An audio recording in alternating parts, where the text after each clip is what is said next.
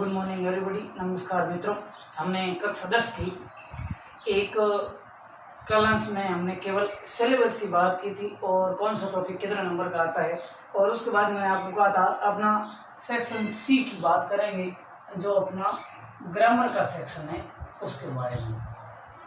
Section C 15 number का है। तो आज अपन बात करते हैं सेक्शन सी के पहले टॉपिक की, और पहले टॉपिक का नाम है टेंस। तो परीक्षा में सीधे से टेंस के बारे में प्रश्न नहीं पूछे जाते हैं, क्वेश्चन आते हैं वो आते हैं करेक्ट फॉर्म से संबंधित। 1 मिनट। आप सभी जानते होंगे टेंसों के बारे में। मुख्यतः 3 टेंस होते हैं। कौन कौन से? प्रेजेंट टेंस, वर्तमान काल, पास्ट टेंस, भूतकाल, और फ्यूचर टेंस, भविष्य काल। तो इन तीनों के 4 पार्ट होते हैं। प्रेजेंट इंडेफिनाइट का हो या सिंपल, प्रेजेंट कंटिन्यूस का हो या प्रोग्रेसिव, और प्रेजेंट परफेक्ट, और प्रेजेंट परफेक्ट कंटिन्यूस। यानी 4 बात: present indefinite, present continuous, present perfect और प्रेजेंट परफेक्ट कंटिन्यूस। तो 4 यही चारों भाग इस पास्ट के साथ में अपन ज्वाइन करेंगे। Past indefinite, past continuous, past perfect और पास्ट परफेक्ट कंटिन्यूस। इसी प्रकार फ्यूचर में future indefinite, future continuous, future perfect और फ्यूचर परफेक्ट कंटिन्यूस। यानी हमने 4, 4, 8 और 4, 12 कुल टेंस कितने होते हैं? 12। हमें प्रश्न है परीक्षा में, वो केवल ऐसे टेंसों के नाम वगैरह इसके बारे में नहीं पूछा जाएगा। तो परीक्षा में प्रश्न है वो किस प्रकार के आते हैं, तो उसके बारे में आज हम बात करते हैं। तो पहला टॉपिक है बच्चों अपना, और पहले टॉपिक का नाम है करेक्ट फॉर्म।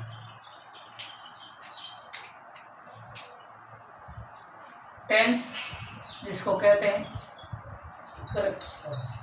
क्या है ये? तो इसका अर्थ है क्रिया का सही रूप भरना। क्रिया का सही रूप भरना। यानी मैं समझाऊंगा कि ये करेक्ट फॉर्म क्या है, फिर अपन बात करेंगे। तो देखो यहाँ करेक्ट फॉर्म यानी क्रिया। टेंस में 2 क्रिया होती है। टेंसों में कितनी क्रिया होती है?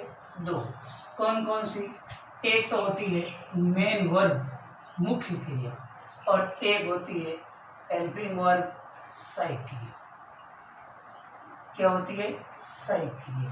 और एक क्या होती है? मुख्य क्रिया। इन दोनों के बारे में अपन हर टेंस में पढ़ते भी हैं और जानते भी हैं। तो हमको परीक्षा में दिए गए रिक्त स्थान, जैसे ये मैंने लिखा टुडे आई, खाली जगह गो टू स्कूल। दूसरा एक और वाक्य,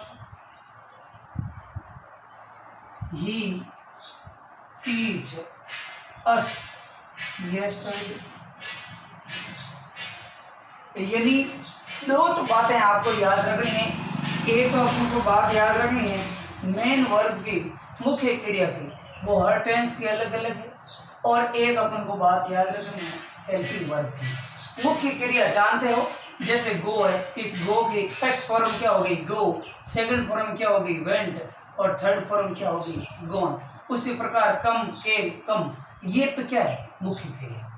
हेल्पिंग वर्ब तो सब जानते हो, डू है, डज है, इज है, आर है, एम है, हैज है और हैव है। ये सभी हेल्पिंग वर्ब्स हैं। अब अपन को क्या करना है? तो मेन वर्ब का और हेल्पिंग वर्ब का टेंस आपको सेंटेंस में प्रयोग करना है। अब वो कैसे करेंगे? तो प्रत्येक टेंस की जिस प्रकार हिंदी में पहचान होती है, उसी प्रकार अंग्रेजी में भी उनकी पहचान होती है। तो और उन्हें हम एडवर्ब्स भी कह सकते हैं।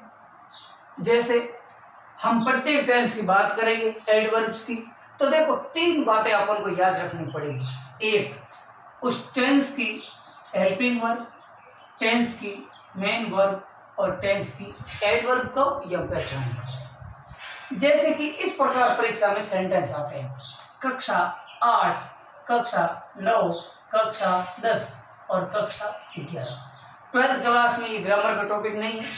8वीं, 9वीं, 10वीं और 11 चारों क्लासों के लिए ये सबसे इंपॉर्टेंट टॉपिक है। और पहला टॉपिक ग्रामर का। मैंने यहाँ 2 खाली जगह लिखी है। 8वीं, 9वीं, 10वीं, 11वीं में ये चारों कक्षाओं में ऐसे सेंटेंस आते हैं और इन रिक्त स्थानों की आपको पूर्ति करनी है। कैसे करनी है?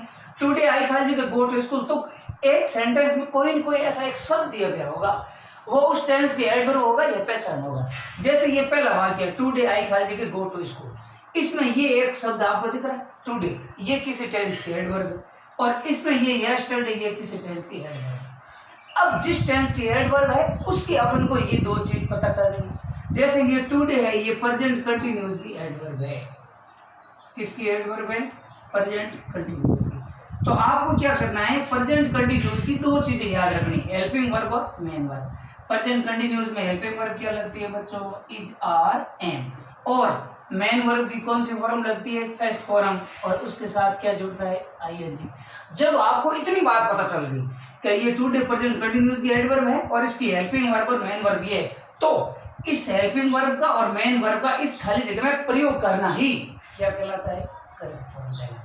यानी करेक्ट से फॉर्म से क्रिया का सही रूप है वो इस खाली जगह में आपको भरना है। तो देखो आई के साथ भी जा रहे हैं, में से क्या है? एम, और वर्ब की फर्स्ट फॉर्म के साथ आईएनजी, तो गो के साथ में आईएनजी जोड़ दिया, क्या हो गया? गो। समझ में आई बात? इसी प्रकार यदि मैं प्रेजेंट कंटिन्यूअस का एक और सेंटेंस दूं और ये मैंने लिखा सी, ये मैंने लिखा खाली जगह राइट ए लेटर नाउ, तो ये जो नाउ शब्द आया है ये प्रेजेंट कंटिन्यूअस की एडवर्ब है। तो प्रेजेंट कंटिन्यूअस में तो दो चीज देखी, हेल्पिंग वर्ब क्या लगती है? इज, आर, एम, और वर्ब की फर्स्ट फॉर्म के साथ क्या जुड़ता है? आईएनजी। तो सी के साथ में क्या आएगा? इज, आर, एम में से सी एक वचन है इज, और राइट के साथ में क्या जोड़ दूं? आईएनजी। ये हो गया। उसी प्रकार ये दूसरा सेंटेंस ही टीचर्स यस्टरडे, अब यस्टरडे आया है तो ये पास्ट इंडेफिनिट का एडवर्ब है। किसकी है? Past indefinite. तो पास्ट इंडेफिनिट में अपन को क्या बात ध्यान में रखनी होती है? तो पास्ट इंडेफिनिट के साधारण वाक्य में सेकंड फॉर्म लगाते हैं। कौन सी फॉर्म लगाते हैं? Second form. यानी साधारण वाक्य में हेल्पिंग वर्ब का प्रयोग करते भी नहीं है, और शेष वाक्य में तो डिड प्लस फर्स्ट फॉर्म। तो ये वाक्य कैसा है? साधारण। कैसे पता चला? तो सभी बच्चों आपको पता भी है कि जिस वाक्य में नोट नहीं आता हो और प्रश्नवाचक चिन्ह नहीं आता हो वो वाक्य साधारण, और जिस वाक्य में नोट आता हो वो नेगेटिव, और जिसमें प्रश्नवाचक चिन्ह आता हो तो वो इंटरोगेटिव। वैसे तो हम मुख्यतः ये चारों प्रकार के सेंटेंस का रूप अपन देते हैं। सिंपल साधारण वाक्य, नेगेटिव वाक्य, इंटरोगेटिव और इंटरनेगेटिव, चार वाक्य। तो जिसमें नोट और प्रश्नवाचक चिन्ह दोनों नहीं है साधारण, नोट है तो नेगेटिव, केवल प्रश्नवाचक चिन्ह है तो इंटरोगेटिव, और नोट और प्रश्नवाचक चिन्ह दोनों हैं तो इंटरनेगेटिव। इन चारों रूपों की बात खासकर अपन करते हैं। तो ये दिया गया सेंटेंस है, ये वाक्य साधारण है। तो साधारण में कौन सी फॉर्म लगाएंगे? सेकंड। तो टीच की सेकंड फॉर्म क्या होती है? TAUGHT। तो बच्चों ये करेक्ट फॉर्म अपन को इस प्रकार देखनी। ये तीनों उदाहरण से आपके दिमाग में यही बात आई होगी कि केवल हमको तीन चीजें याद रखनी है। टेंस का नाम, उस टेंस की हेल्पिंग वर्ब क्या है, उस टेंस की मेन वर्ब क्या है, और उस टेंस की एडवर्ब क्या है या उस टेंस की पहचान क्या है। ये तीन बातें आपको याद रहेगी तो किसी प्रकार की कोई करेक्ट फॉर्म में आपके दिक्कत नहीं आएगी, और इतनी आसानी हो जाएगी। जैसे हम इन टेंसों की हेल्पिंग वर्ब और मेन वर्ब याद कर लेंगे तो आगे अपन जब एक्टिव पैसिव पढ़ेंगे, नरेशन पढ़ेंगे, तो उसमें भी बड़ी आसानी होगी। क्यों? जैसे एक्टिव वॉइस का वाक्य होगा प्रेजेंट इंडेफिनिट का, तो वो किस में बदलता है? प्रेजेंट कंटिन्यूअस में। तो जब अपन को याद होगी कि प्रेजेंट इंडेफिनिट की हेल्पिंग वर्ब क्या है और प्रेजेंट कंटिन्यूअस की क्या है, तो हम उसको बदल सकते हैं। और हेल्पिंग वर्ब याद नहीं हुई तो क्या बदल सकते हैं? नहीं बदल सकते। इसलिए बहुत इंपॉर्टेंट चीज है, ये याद आप अनिवार्य रूप से करें। तो ये थी आपकी करेक्ट फॉर्म। अब हम एक एक टेंस की एडवर्ब की बात करेंगे। सभी टेंसों की अलग अलग एडवर्ब है, उसके बारे में मैं आपको बताऊंगा। टोटल 12 टेंस हैं, सबकी एडवर्ब अपन पढ़ेंगे और सबके उदाहरण भी पढ़ेंगे। अब आज हम बात करते हैं पहले टेंस की, और पहले टेंस का नाम क्या है? Present indefinite tense. दो बातें इसकी हम बात करते हैं। नंबर एक, प्रेजेंट इंडेफिनिट टेंस में हेल्पिंग वर्ब क्या लगती है? हेल्पिंग वर्ब एक। तो प्रेजेंट इंडेफिनिट टेंस में हेल्पिंग वर्ब लगती है डू और डज। लेकिन आप सब जानते हो इसकी एक खास बात क्या है? Note affirmative sentence. यानी साधारण वाक्य में डू डज का प्रयोग नहीं होता है। ये बात विशेष याद रखें। दूसरी बात है मेन वर्ब की।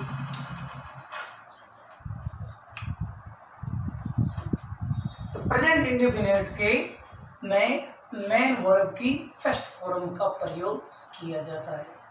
अब उसकी खासियत क्या है, तो जिस प्रकार ये डू डज का प्रयोग जब अपन साधारण वाक्य में नहीं करेंगे तो इस वर्ब की फर्स्ट फॉर्म के साथ अपन केवल साधारण वाक्य में, शेष में नहीं, शेष में तो डू डज लगाएंगे तो केवल फर्स्ट फॉर्म में लगाएंगे, लेकिन जब साधारण वाक्य में जब डू डज नहीं लगाएंगे तो मेन वर्ब की फर्स्ट फॉर्म के साथ हम एस या ईएस जोड़ेंगे।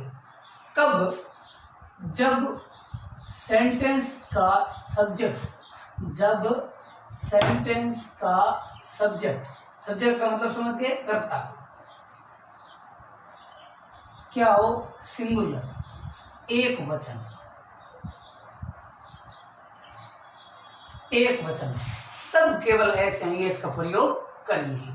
तो चलो दो बातें हो गई प्रेजेंट इंडेफिनिट की, एक तो हेल्पिंग वर्ब क्या है और एक मेन वर्ब क्या है। हेल्पिंग वर्ब डू डज साधारण वाक्य में लगा ही नहीं, मेन वर्ब की फर्स्ट फॉर्म साधारण वाक्य में एस या ईएस, और जब वाक्य का कर्ता क्या होना चाहिए, एक वचन। अब हम बात करते हैं एडवर्ब्स की, फिर अपन इसके एग्जाम्पल की बात करेंगे। देखो एडवर्ब की यदि हम बात करें तो आप ध्यान से देखना, पहला शब्द मैंने लिखा है ऑलवेज, दूसरा लिखा है डेली, तीसरा लिखा है ऑफन, चौथा मैंने लिखा है सेल्डम, फिर लिखा है मैंने generally, never, normally, usually, occasionally, rarely, sometimes, in the morning, in the evening, और उससे आगे every day, every night, every week, every month और every year। उसी प्रकार each night, each day, each week, each month और each year, same as it is. उसके बाद में कुछ और बातें, ये तो शब्द है, इनके अलावा कई ऐसे भी सेंटेंस आते हैं जिनमें प्रेजेंट इंडेफिनिट की ये एडवर्ब्स नहीं भी आती है तो भी प्रेजेंट इंडेफिनिट का प्रयोग करते हैं। तो वो बातें कौन सी है, इनकी बात मैं थोड़ी बाद में करूंगा, पहले केवल अपन इस एडवर्ब की बात करते हैं। तो देखो हमने एडवर्ब के बारे में आपको ये शब्द बताए। अब परीक्षा में किस प्रकार के एग्जाम्पल्स आएंगे, जैसे ये मैं पहला एग्जाम्पल लिख रहा हूँ, सी, ये मैंने लिखा है ऑलवेज, खाली जगह, गो टू स्कूल। एक और एग्जाम्पल दे रहा हूं, ये मैंने लिखा है ही, ऑलवेज, ये मैंने लिखा है रीड, और ये लिख दिया इंग्लिश।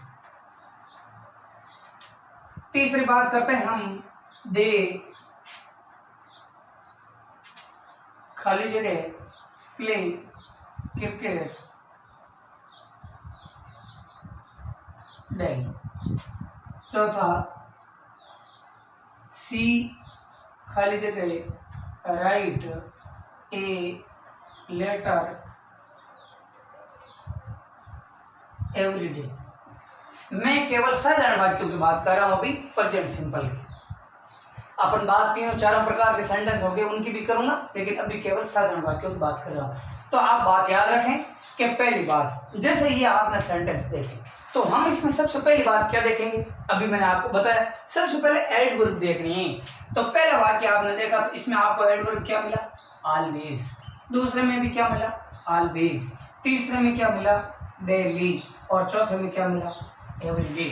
अब ये चारों एडवर्ब आपको दिख रही है, ऑलवेज ये रहा, डेली ये रहा, और एवरी डे ये, चारों ये एडवर्ब प्रेजेंट इंडेफिनिट के। अब अपन को क्या करना, प्रेजेंट इंडेफिनिट की दो बातें याद रखना, हेल्पिंग वर्ब और मेन वर्ब। अब देखो हेल्पिंग वर्ब का प्रयोग साधारण वाक्य में तो करते नहीं है, तो ये अभी चारों मैंने सेंटेंस लेके ये चारों क्या है, साधारण है, तो डू डज का प्रयोग करना नहीं। तो हम क्या करेंगे, केवल मेन वर्ब लगाएंगे। तो देखो ये मेन वर्ब क्या है, गो, ये मैंने लिख दिया, ये मेन वर्ब क्या है, रीड, तो ये लिख दिया रीड, ये मेन वर्ब क्या है, प्ले, तो ये लिख दिया प्ले, ये मेन वर्ब क्या है, राइट, तो ये लिख दिया राइट। अब देखो जब केवल मेन वर्ब का प्रयोग करते हैं तो इसमें देखो कहीं ये कर्ता एक वचन तो नहीं है। क्यों? क्योंकि कर्ता यदि एक वचन होता है तो अपन इसके साथ में क्या जोड़ेंगे? एस एस, और बहुवचन होगा तो नहीं जोड़ेंगे। एक अपन थोड़ी इस टेंस के एक वचन और बहुवचन कर्ता की मैं बात करूंगा। प्रेजेंट इंडेफिनिट में एक वचन कर्ता कौन से होंगे? तो एक वचन ही, एक होगा सी, एक होगा इट और एनी नेम, कोई नाम। और अपन प्लूरल की यदि बात करें कि बहुवचन कर्ता कौन से होते हैं तो आप सब जानते हो कि आई इसमें बहुवचन होगा, वी, यू, दे और प्लूरल नाउन कोई भी बहुवचन सही। जैसे जिसमें एस जुड़ा रहता है, बुक्स, स्टूडेंट्स, चिल्ड्रन, ये जितने भी बहुवचन होंगे। अब यदि सी तो देखो कर्ता एक वचन है, तो एक वचन हो तो मेन वर्ब के साथ में क्या जोड़ना है? एस या ई एस। तो ये मैंने इसके साथ में जोड़ दिया ई एस। अब आपके दिमाग में यहाँ एक बात आएगी कि सर आपने इसके साथ में ई एस क्यों जोड़ा? तो अपन सभी छोटी क्लासों में पढ़ते हैं, एक वचन और बहुवचन के नियम पढ़े हुए। जिस भी स्पेलिंग के अंत में S, double S, S S, C H, C double H, O, X और जेड ये यदि हो तो उनके अंत में अपन ई एस अन्यथा एस। तो ओ तो इसके अंत में ओ है, इसलिए क्या जोड़ दिया? ई एस जोड़ दिया। दूसरा देखो, ही always calls you read English, तो ये भी साधारण वाक्य है, फर्स्ट फॉर्म मैंने भर दी, लेकिन करता क्या है? इसमें भी ही देखो एक वचन है, इसमें सी एक वचन है, करता एक वचन है तो एस है, एस जोड़ना है, लेकिन इसके अंत में ये सब नहीं है तो अपन क्या जोड़ेंगे? एस। अगला तीसरा example, they play cricket daily. Daily शब्द आ गया, ये भी प्रेजेंट इंडेफिनिट का सेंटेंस साधारण है, लेकिन इसमें बात क्या है कि ये जो सब्जेक्ट दिया गया है ये दे एक वचन नहीं होकर क्या है? बहुवचन। जब कर्ता बहुवचन हो, वाक्य भले साधारण है लेकिन बहुवचन करता हो, तब अपन को इस मेन वर्ब के साथ में एस या एस का प्रयोग नहीं करना है। तो प्ले का केवल क्या रहेगा? Play. She write a letter everyday. Everyday आ गया, वाक्य साधारण है, करता क्या है? एक वचन, इसलिए इसके साथ में एस या एस जोड़ना है। तो समझ में आई बात? यानी प्रेजेंट इंडेफिनिट का वाक्य साधारण हो, लेकिन जब उसका कर्ता एक वचन हो तो ही अपन एस या एस का प्रयोग करेंगे, और जब कर्ता बहुवचन हो तो एस या एस का प्रयोग नहीं करेंगे। बात आगे समझ में? ठीक है, तो ये हम केवल बात की थी साधारण वाक्यों की। जब कर्ता एक वचन होगा तो एस या एस लगाना है, बहुवचन होगा तो केवल फर्स्ट फॉर्म लगानी है, एस या एस नहीं लगाना है। किसी भी प्रकार का साधारण वाक्य हो तो प्रेजेंट इंडेफिनिट के अपन इस प्रकार बात करें। अब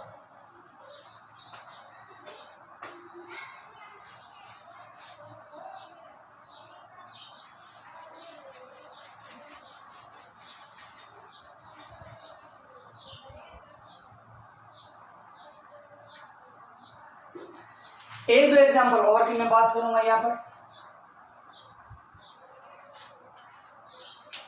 कि एक दो और बातें और भी करेंगे अपन इसके बारे में, लेकिन उससे पहले उधर ज्यादा आप अभ्यास भी कर सकते हो, इतनी कोई बात नहीं है। अब मैं आपको ये कुछ नोट वाली बातें आपको बताऊंगा कि ये क्या चीजें। तो कभी कभार बहुत सारी ऐसी बातें होती है, जैसे पहली बात यूनिवर्सल ट्रुथ, सार्वभौमिक सत्यता। यानी सार्वभौमिक यदि कोई सत्यता की बात हो तब आपको क्या करना है? प्रेजेंट सिंबल का प्रयोग करना है। या आपको कोई शब्द नहीं मिलेगा तो अपन क्या करेंगे? तो इसके बारे में मैं आपको एक एग्जांपल बता दूं कि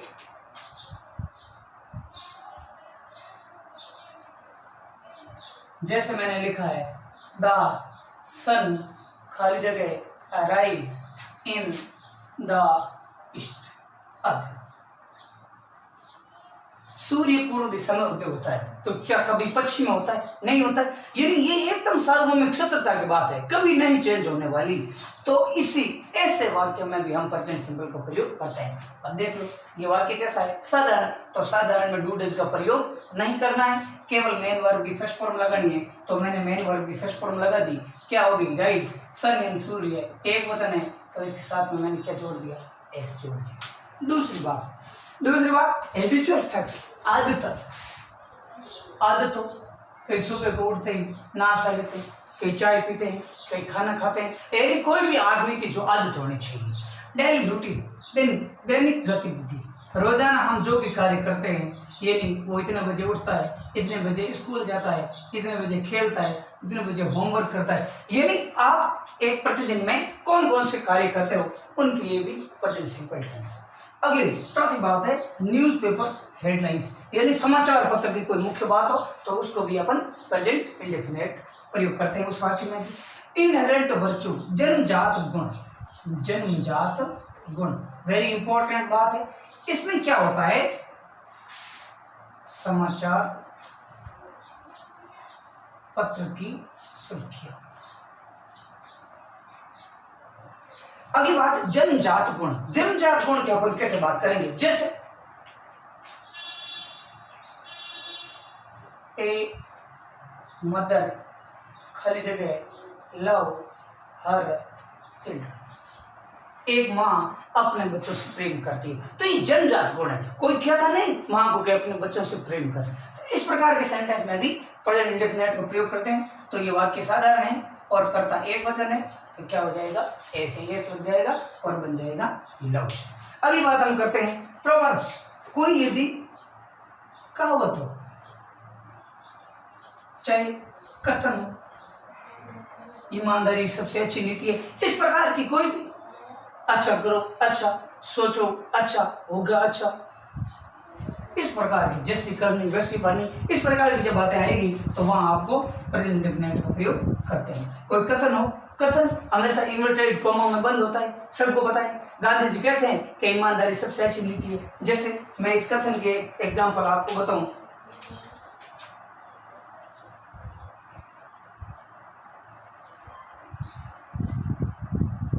गांधी जी खाली जगह से honesty is the best policy, ईमानदारी ही सबसे अच्छी नीति है। तो ये कथन है और ये इन्वर्टेड कॉमा में बंद है। जब कथन की बात हो तब भी आपको कौन सा टेंस करना है, प्रेजेंट इंडेफिनिट का प्रयोग करना है। अब ये गांधी जी एक वचन है तो इसलिए इसके साथ में क्या जोड़ दिया, एस, क्योंकि जब एक वचन है और वाक्य कैसा है, साधारण है, तो डू डज तो लगाना नहीं है, केवल फर्स्ट फॉर्म लगा दी, और जब एक वचन है तो इसके साथ में क्या जोड़ दिया, एस या ईएस जोड़ दिया।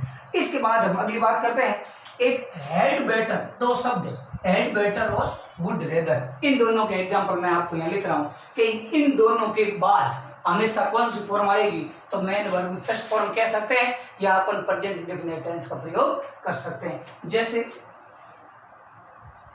ये लिखा मैंने, यू हैड बेटर खाली जगह गो टू योर हाउस, ये नहीं, आपको कुछ ही नहीं देखना है। जब रिक्त स्थान से पहले आपको हैड बेटर या आपको क्या मिले, वुड रेदर, क्या मिले, वुड रेदर।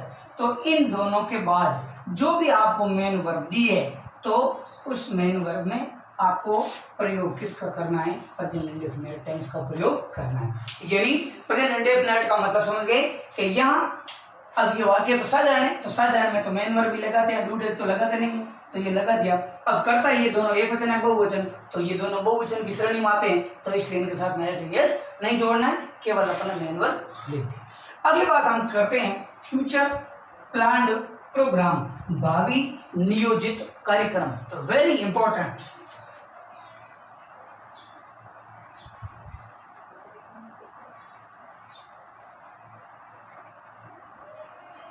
भावी नियोजित कार्यक्रम। अब ये क्या बात है, जैसे कोई विशेष व्यक्ति जिसका पहले से तय कोई कार्यक्रम हो, जैसे प्राइम मिनिस्टर,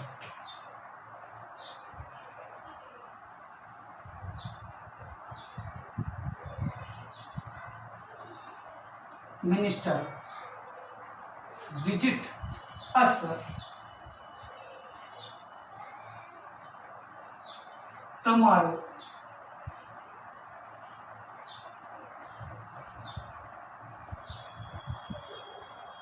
इन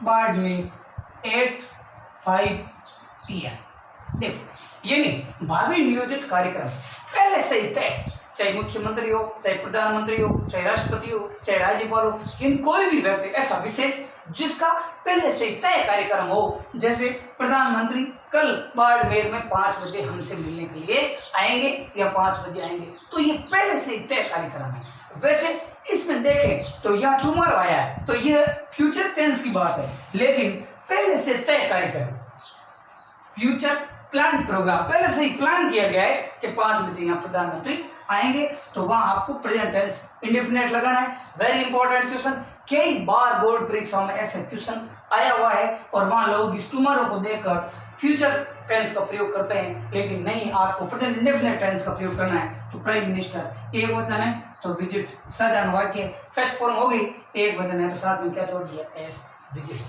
तो हम आज प्रेजेंट इंडेफिनिट के अंतिम एडवर्ब्स की यहाँ पहचान की बात करेंगे। तो वो अंतिम बात है इफ कंडीशनल। कैसी बात है, इफ कंडीशनल। यानी इफ कंडीशनल की 3 शर्तें होती है। कितनी शर्तें होती है, 3।